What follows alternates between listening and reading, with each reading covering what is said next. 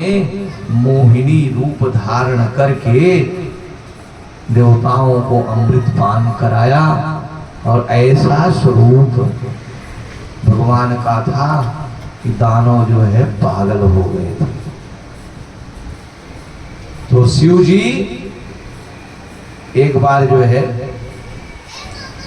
अपने सभी गणों को लेकर के यहां तक कि माता पार्वती को लेकर के कहां पहुंच गए? क्षीर सागर। क्षीर सागर पहुंचे। किसके लिए? आज मैं श्री हरि से रिक्वेस्ट करूंगा कि मुझे भी जरा क्या करिए, अपनी मोहिनी। सब अवतारों, शिव जी की इच्छा क्या थी? देखिए, शिव जी की इच्छा थी कि भगवान के सारे अवतारों को मैंने देखा। शिव जी भगवान के सारे अवतारों का दर्शन करते हैं, केवल मोहिनी अवतार को नहीं देखा था।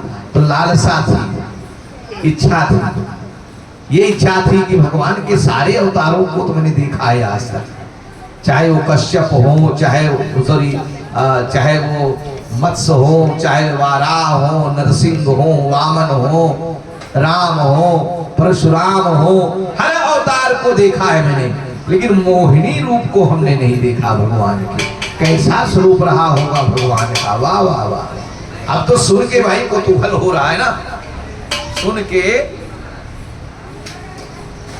भगवान के सुंदर स्वरूप को सुन करके कौतूहल आ रहा है। चले गए, सीधा माता पार्वती से कहा चलो देवी चलते हैं, और अपने गणों के साथ पहुंच गए क्षीर सागर के किनारे और फिर भगवान से रिक्वेस्ट करने लगे। भगवान कहाँ रहते हैं? क्षीर सागर में। और कहाँ रहते हैं? वैकुंठ में रहते हैं। और कहाँ रहते हैं? गोलोक में रहते हैं। और कहाँ रहते हैं? वृंदावन में रहते हैं। और कहाँ रहते हैं? हृदय में रहते हैं। ईश्वर सर्वभूतानां हृदय से अर्जुन तिष्ठति। भगवान कहते हैं अर्जुन, मैं परमात्मा अंतर्यामी।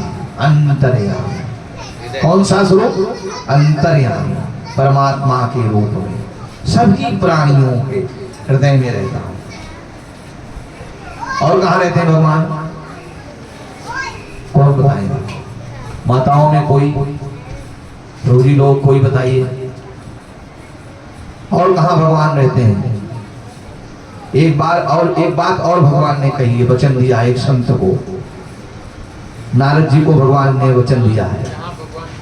हाँ, यत्र गायन्ति मद्भक्ता तत्रामि तिष्ठति नारद। हे नारद, ना तो मैं वैकुंठ में रहता हूं,